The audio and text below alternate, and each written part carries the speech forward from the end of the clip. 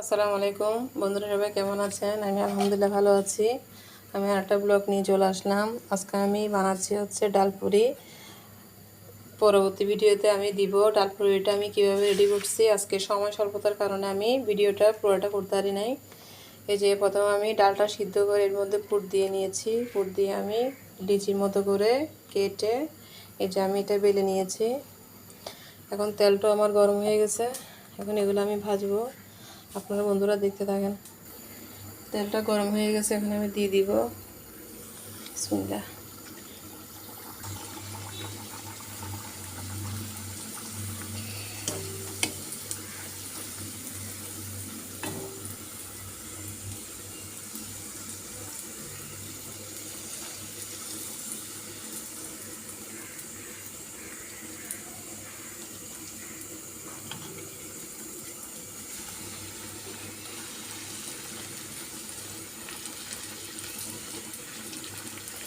আমি ভুলে গেছিলাম যে সিদ্ধর ভিডিওটা দেওয়ার জন্য।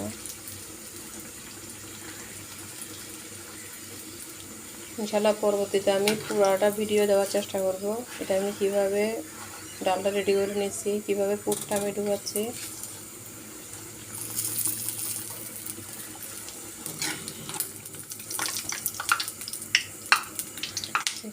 একে একে আমি সবগুলো ভেজে নেব সুন্দর করে।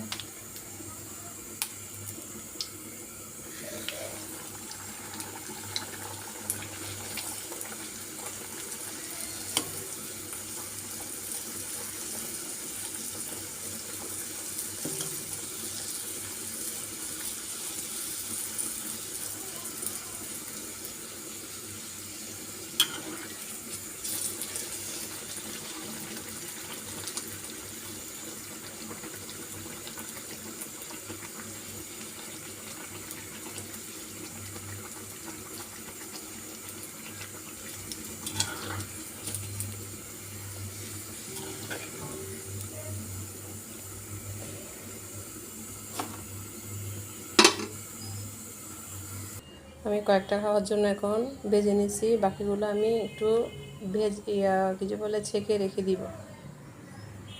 এই যে বাকিগুলো আমি বেলে নিচ্ছি, এগুলো আমি রেখে দিব। রাখলে এটা আমি ফ্রোজেন করলে আর কোনো সমস্যা হবে না।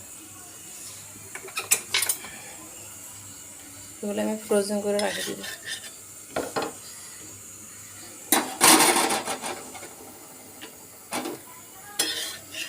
একটু করে করবো, বেশি না। তাওয়াটা আমার বড়, এই জন্য আমি তিনটাই হালকা হালকা করে ছেঁকে নেব। বেশিক্ষণ রাখলে আবার ওরা লেগে যায়, এই জন্য আমি তিনটা একসাথে দিয়ে দিচ্ছি। এগুলো যখন ফ্রোজেন করবো আর একটার সাথে একটা লাগবে না, এই জন্য হালকা একটু ছেঁকে রাখতেছি। এই যে বাকি ডালপুরিগুলো আমি অল্প অল্প করে ভেজে রাখে দিব। এটা আমি যখন ঠান্ডা হয়ে যাবে তখন আমি এটা ডিপ ফ্রিজে রাখে দিব।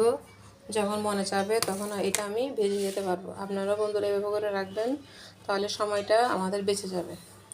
ভিডিওটা আমি এখানে শেষ করছি। আল্লাহ হাফেজ। এটা আমি ঠান্ডা করব, ফ্যানের নিচে রাখি। সবাই ভালো থাকবেন। আল্লাহ হাফেজ। আসসালামু আলাইকুম।